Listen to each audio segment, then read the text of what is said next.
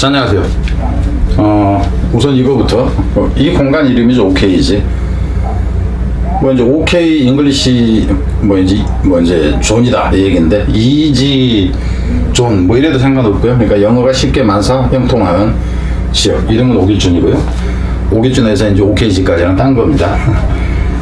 지금 현재 이제 하려고 하는 거 올림퍼스 기본 독해 2고요.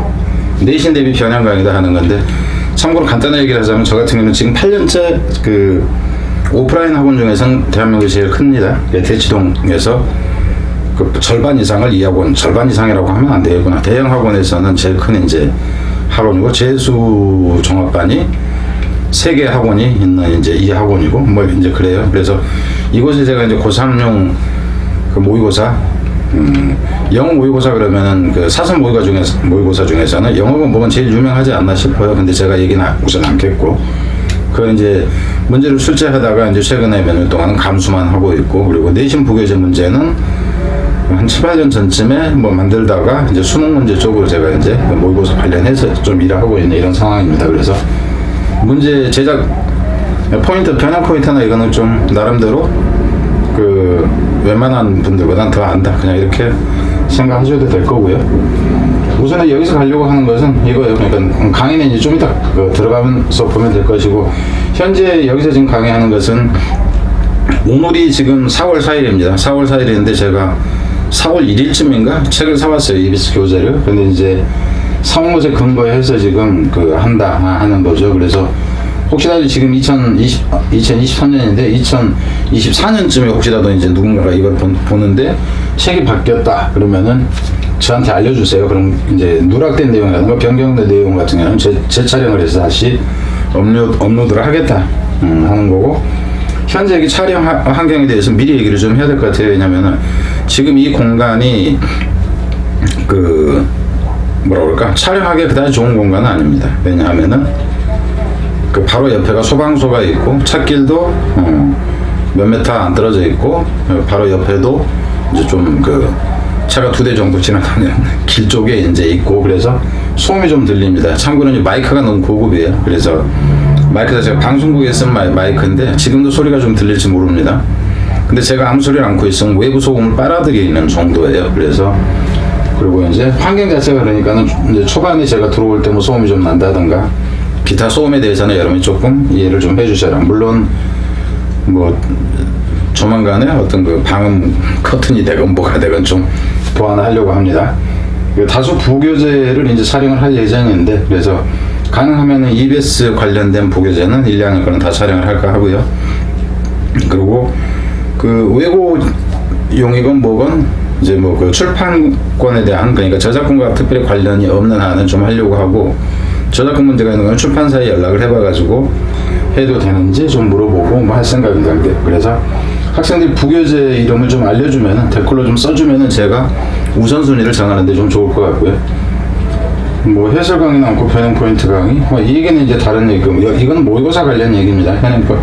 해설 강의보다는 변형 포인트 강의를 할 것이고 이거 자체 제작 문제라는 것은 고3 걸로 보면 됩니다. 고3이나 재수생 대상으로 하려고 한다. 그리고 지금 현재 이제 강의 이루어지는 부분에서 신경, 분위기, 목적, 뭐 지칭, 일치, 도표, 안내문 이런 강의는 기본적으로 여기서 생략을 한다. 생략을 하는데 특정 지문의 일치나 신경 지문인데도 이게 좀 그 변형 가치가 있어 보이네 하는 것들은 여기서 다시 다룬다. 이렇게 보시면 됩니다. 자, 그러면 이제 참고로 이제 뒤에 강의가 끝날 때마다 제가 이걸 띄울 거예요. 그러니까 여러분들은 강의 끝나는 시점에서 이게 나오면 그냥 지나서 가면 됩니다. 근데 지금 현재 시청자의 95%가 구독자 숫자는 몇 명이 안 돼요. 근데 그 영어 선생님들이다 하는 거죠. 일단 성인들을 저는 이제 영어 선생님으로 그냥 분류를 한 거고요. 제가 이제 이제까지 해오던 과정에서 좀 나름대로 판단할 근거가 있기 때문에 그리고 내용 다양화를 위해서는 이제 학생 구독자 비율이 좀 높아지기를 기대한다. 그게 왜 그러냐 하면은 지금 현재 2023년 4월 4일 구독자 연령 현황입니다. 이게 학생이 5%고 성인이 95%예요. 그나마 이거마저도 며칠 전에 제가 모의고사를 이제 1, 2학년 그 전달 23일 시험 본 이후에 그걸 올리고 나서 그나마 한 2.5%씩 이제 된 거죠. 여기 보면 2.5%씩 정도. 근데 그전에는 0%였어요. 여기가 0이었다는 거. 이게 아예 없었습니다. 아예 없었어요. 그래서 이제 조금 그나마 저기 한 거. 그래서 이 부분의 퍼센트가 좀 많이 올라가리라고 생각도 하고요. 그렇습니다.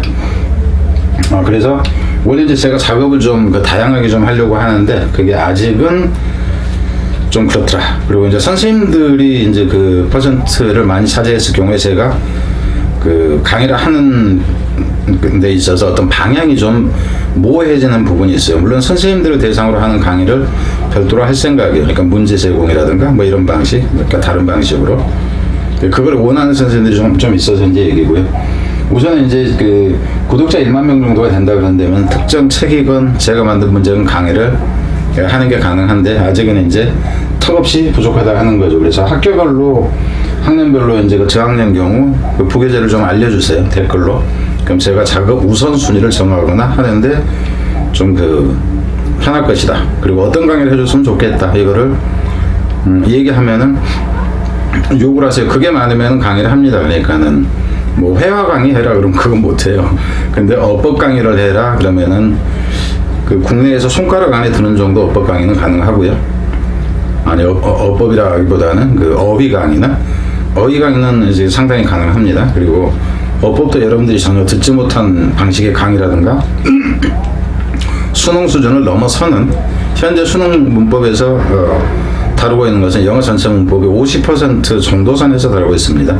그래서 그걸 넘어서는 것이 나오면은 별로 이제 그 여러분들이 볼 때는 이런 것도 있나? 이제 이럴 가능성이 있어서 그런 부분까지 포함해서 다루는 경우도 있을 수 있고 어쨌든 간에 이렇다 하는 겁니다. 이제 바로 수업을 들어가겠습니다. 네.